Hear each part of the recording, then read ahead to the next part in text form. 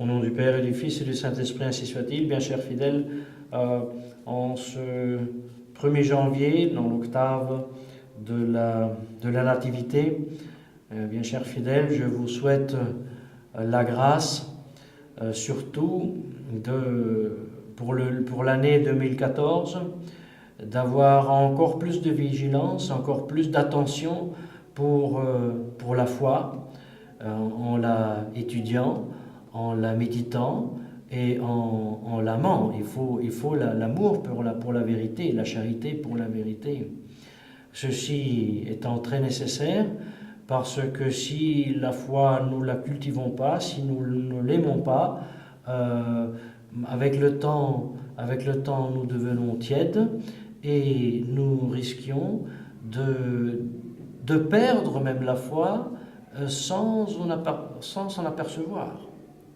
Et cette perte de foi quasiment automatique sans s'en apercevoir est ce qui s'était passé il y a 2000 ans lorsque tout le peuple élu a rejeté son Christ, exception faite d'une rare minorité, et nous devons bien dire, comme 2000 ans après, aujourd'hui, la grande masse des catholiques renie à nouveau son Christ, son Église, son magistère, l'histoire de l'Église, en acceptant le Concile Vatican II, en acceptant la liberté religieuse, en acceptant les nouveaux principes de la société civile, dont vous savez très bien, ils sont la négation de Jésus-Christ, ils sont la négation de son règne social.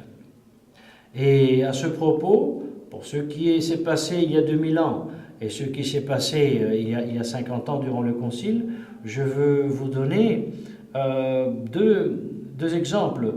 Le premier est ce qui s'est passé durant les 40 dernières années de l'existence du temple à Jérusalem. Nous voyons Dieu opérer quotidiennement dans le temple de Jérusalem des miracles pour essayer de réveiller et de sensibiliser le peuple déicide à reconnaître Jésus-Christ et à rejoindre le Nouveau Testament. Vous voyez, le professeur Paolo Taufer m'a fait noter, et j'ignorais en effet, et il était aussi très émerveillé qu'il n'y a pas de théologiens ou de grands historiens qui aient noté ou mis en relief plus ce fait qui est reporté par le Talmud de Babylone, d'ailleurs aussi dans le Talmud de Jérusalem. Ce que maintenant je vous dirai est donc publié aussi dans une version anglaise d'une partie du Talmud sous la très haute autorité d'un rabbin en chef, Herzl, qui donc nous donne la garantie qu'il s'agit vraiment de textes du Talmud qui d'ailleurs n'ont jamais été démentis. Et ce Talmud donc de Babylonie reporte 4 miracles qui pendant 40 ans ont eu lieu dans le temple de Jérusalem.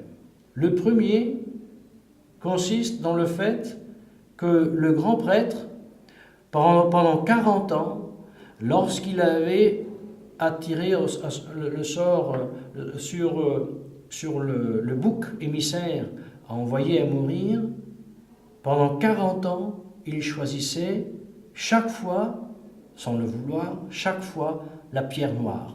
On lui demande, il avait à choisir, sans le savoir bien sûr, entre une pierre blanche et une pierre noire dans la main, et il choisissait toujours pendant 40 ans la pierre noire, qui était le symbole que le sacrifice n'était pas agréé par Dieu. Ce deuxième miracle, le bouc émissaire avait autour du cou un ruban rouge. Et après la mort du bouc, ce ruban rouge était attaché à la porte du temple et il devait devenir changer de couleur et devenir blanc, en signe que Dieu a remis les péchés de rouge qui s'étaient, ils sont devenus blancs comme la neige. Eh bien, pendant les 40 ans, depuis 30 après Jésus-Christ jusqu'à la destruction du temple par Tite, le ruban n'a jamais plus changé de couleur, tellement que les gens étaient très émerveillés. Troisième miracle, peut-être le miracle le plus spectaculaire, est toujours rapporté par le Talmud et même confirmé par l'autorité de l'époque, comme nous verrons. Eh bien, tous les soirs, spontanément, sans la main d'homme, les portes du temple s'ouvraient à grand angle. Et l'autorité hébraïque la plus haute à l'époque, Yohanan ben Zakkai, disait « Au temple, pourquoi tout nous épouvante? Nous sachons que tu finiras détruit. C'est pour cela que le prophète Zacharie a dit « Ouvre tes portes au Liban, afin que l'incendie puisse dévorer tes cèdres. » Et ça fait bien sûr réfléchir. Et le quatrième miracle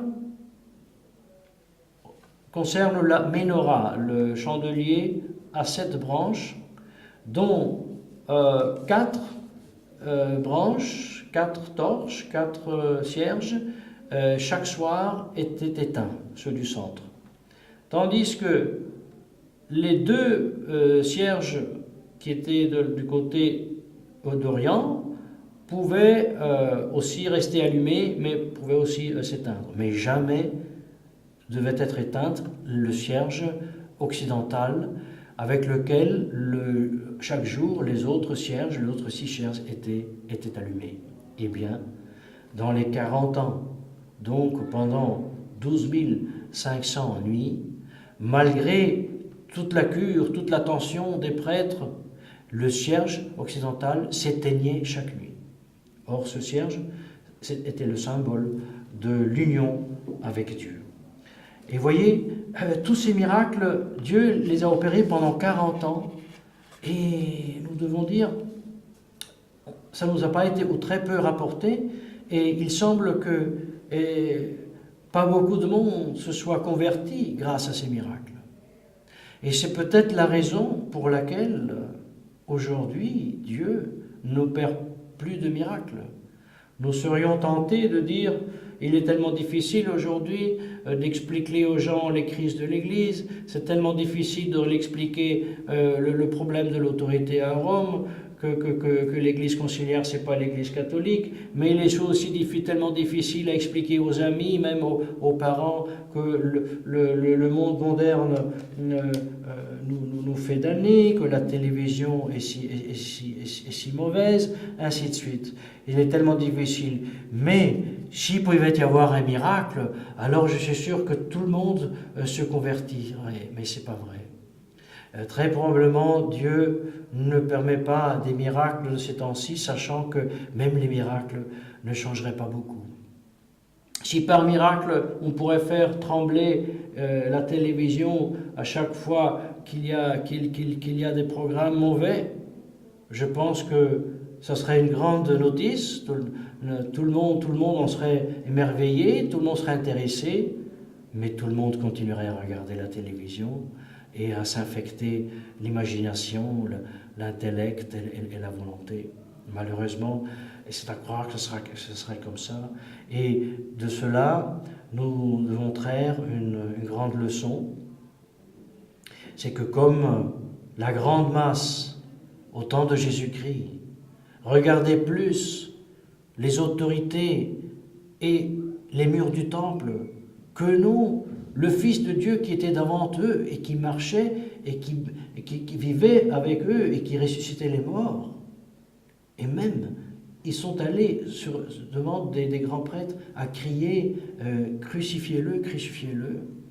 De même, il faut dire, aujourd'hui, la grande masse des catholiques regarde plus les murs et la coupole de Saint-Pierre et celui qui est vêtu de blanc, regarde cela plus que non les simples vérités du catéchisme, mais que ces institutions qui sont là, avec Bergoglio, Ratzinger, Wojtyla, Montini, Roncalli, contredisent d'une façon éclatante. Non, ils préfèrent regarder ce qui est l'extérieur d'une institution, jusqu'au point que cette institution dit le contraire de son essence. Eh bien, la masse qui n'aime pas étudier, qui n'aime pas aimer la vérité révélée, justement finit par se perdre, comme s'était perdu le peuple élu. Et voilà que nous arrivons donc au Concile Vatican II, où a eu lieu un événement que nous savons bien, c'était la promulgation du décret Nostra Aetate en octobre 65, et nous savons bien que le numéro 4 de ce décret traite de la relation entre chrétiens et juifs, qu'on en vient pratiquement à nier la réalité du déicide. On vient à nier le fait que le peuple élu a rompu l'alliance avec Dieu, et on en vient ensuite aux interprétations qui nous font dire que même les Juifs, non pas en tant qu'Ancien Testament, mais en tant qu'aujourd'hui vivant en tant que religion de race, et en tant que religion de race talmudique supérieure à la religion d'esprit chrétienne, une absurdité. C'est du racisme. Mais c'est exactement le mot racisme qu'utilisaient les modernistes au Concile pour dénigrer les pères conciliaires catholiques qui voulaient maintenir la vérité, qui voulaient maintenir le fait que, mystérieusement, mais le déicide a eu lieu, qui ont maintenu la vérité que le peuple élu a rompu l'alliance avec son Dieu et s'est mis hors jeu, même hors de l'Ancien Testament. Le même peuple élu est sorti de l'Ancien Testament, avant encore de ne pas accepter le Nouveau. Eh bien, nous savons qu'il y a donc 250 non-place, 250 voix qui ont voté contre ce décret de Nostra Aetate, et nous apprenons, peut-être d'autres le savaient déjà, mais notre cher ami Arai Daniele, qui pour le site Agere Contra de Christus Rex rédige chaque semaine le vendredi l'éditorial, nous a fait porter à connaissance un livre très important du progressiste Henri Fesquet, qui a écrit le Dière du Concile, et qui en langue italienne a été publié à Milan en 1967. Et ce Fesquet, qui bien sûr accuse de racistes et d'extrême droite les évêques catholiques du Concile, reporte un document qu'une trentaine de mouvements catholiques avaient préparé et qui a été reçu par ces mêmes évêques pour sensibiliser les autres 2000 évêques à ne pas jamais signer et accepter un tel document qui contient de telles énormités, de telles absurdités, de telles apostasies. Et lui, il est très indigné quand il cite ce texte. Nous en sommes fiers parce qu'il dit, voilà ce qu'on lit dans ce texte. Ces méchants groupes catholiques et ces méchants évêques catholiques écrivent, aucun concile, aucun pape peuvent condamner Jésus, l'Église catholique, apostolique et romaine, ses pontifes de Nicolas I à Léon XIII et les conciles les plus illustres. Or, la déclaration Nostra Aetate sur les Juifs comporte implicitement une telle condamnation. Et pour cette raison, elle doit être absolument refusée. Doit être refusé ce document. Et ensuite, ce document continue avec une affirmation que, bien sûr, nous accueillons avec grand intérêt et aussi avec grande gratitude. Les Juifs désirent pousser l'Église à se tacitement condamner elle-même, à condamner elle-même tacitement et à changer son avis devant tout le monde. Il est évident, dit ce texte, que seulement un antipape où un conciliabule pourrait approuver une déclaration de ce genre.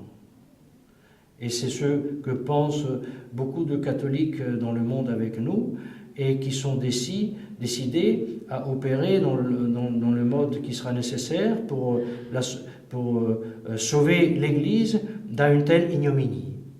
Et nous nous demandons, où sont ces catholiques dans le monde? Oh, certainement, il y en avait beaucoup. Mais les années 60, 70, mais 80, 90, la chose est un peu perdue. Et maintenant, celui qui a hérité, normalement, la guide de ce monde, est devenu lui aussi un admirateur, un de ceux qui reconnaissent en Bergoglio le successeur de Pierre, qui reconnaissent en cette contre-église l'Église catholique. Faudra-t-il peut-être des miracles? Prions, mais en tout cas prions que l'amour pour la vérité, l'étude du catéchisme et l'application à nos devoirs d'État nous rendent vigilants. Et c'est la grâce que je vous souhaite pour l'année 2014, encore plus de vigilance envers ce qui se passe dans le monde et dans la contre-église, pour ne pas tomber dans le piège et penser que Bergoglio est le chef de l'Église catholique et qu'on devrait le suivre en acceptant pratiquement ou tacitement de condamner Jésus, son Église, ses magistères, pour être ensuite applaudi et reçu dans les salons, dans les salons des grandes villes pour parler de la tradition. Mais ce serait une ignominie laquelle Dieu veut nous garder, et c'est la grâce que je vous souhaite au nom du Père et du Fils et du Saint-Esprit, ainsi soit-il.